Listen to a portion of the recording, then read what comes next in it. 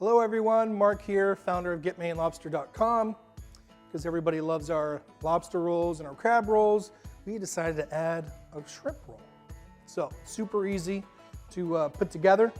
What we send you in the box, 8 split top buns. We send you 2 pounds of mini shrimp, 90 hundreds, which means there's about 92 a pound.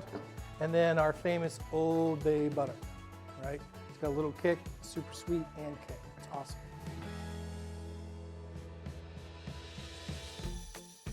The awesome thing about the New England split top bun is you'll see that you have the flesh part of the bread on the outside. We want this because we're going to brown each side, makes it crispy on the outside and nice and moist and warm on the inside. And you should do this for any lobster or seafood roll that you plan on cooking with a New England split top bun.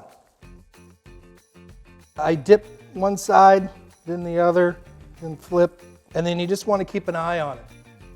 Whew, perfect. And there you go.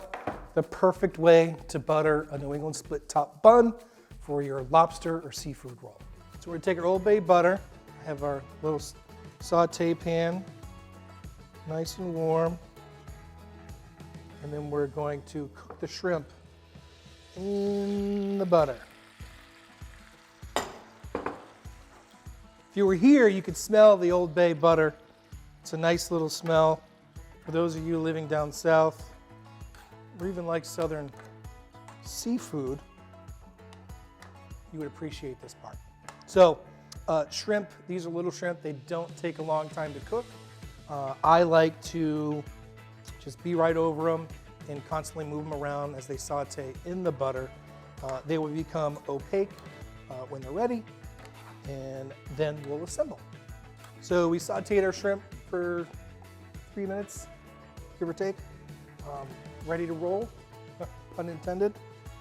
And so I take my brown split top bun. I like to use tongs, they grab pretty good, and just pile them right in there.